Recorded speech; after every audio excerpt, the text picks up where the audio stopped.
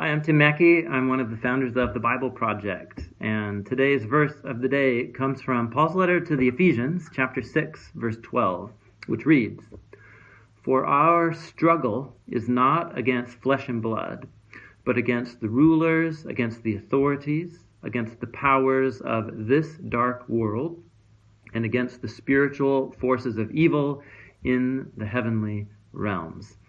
This is in almost the last paragraph of Paul's whole letter.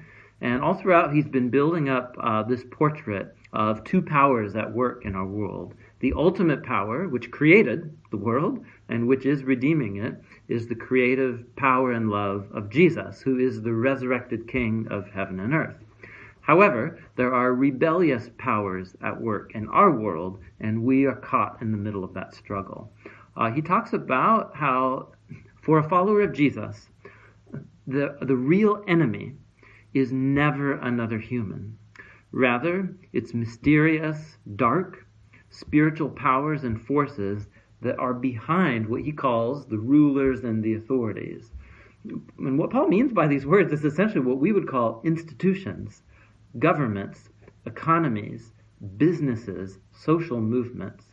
When humans get together in groups, what we tend to do is exalt our own set of self-made values, our culture, our worldviews, our economy, our military, and we begin to treat them as divine, as if they have ultimate power of justice and truth and goodness, and we obey them and sacrifice ourselves for them. These are what Paul calls the principalities and powers, and he believes that they're ultimately driven by dark, destructive forces that want to destroy life instead of create new life. And so Paul says our real battle is against those big picture realities, principalities and powers.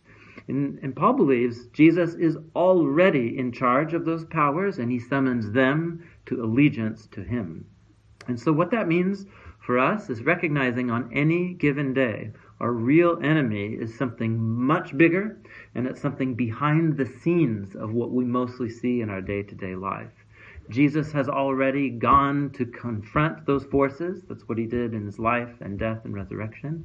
And what you and I are called to do, is he's going to go finish reading the paragraph after the verse of the day, is to simply stand firm and stay faithful to the good news about Jesus, to the truth about him, and being ready to tell people the good news that Jesus is the resurrected King of heaven and earth, not the powers that govern our lives, so it seems.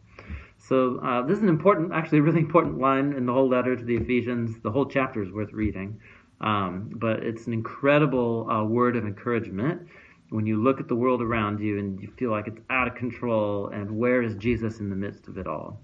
He's the reigning King, and we are called to stand firm and bear witness that he is the true King of heaven and earth and will ultimately renew the union of heaven and earth once and for all.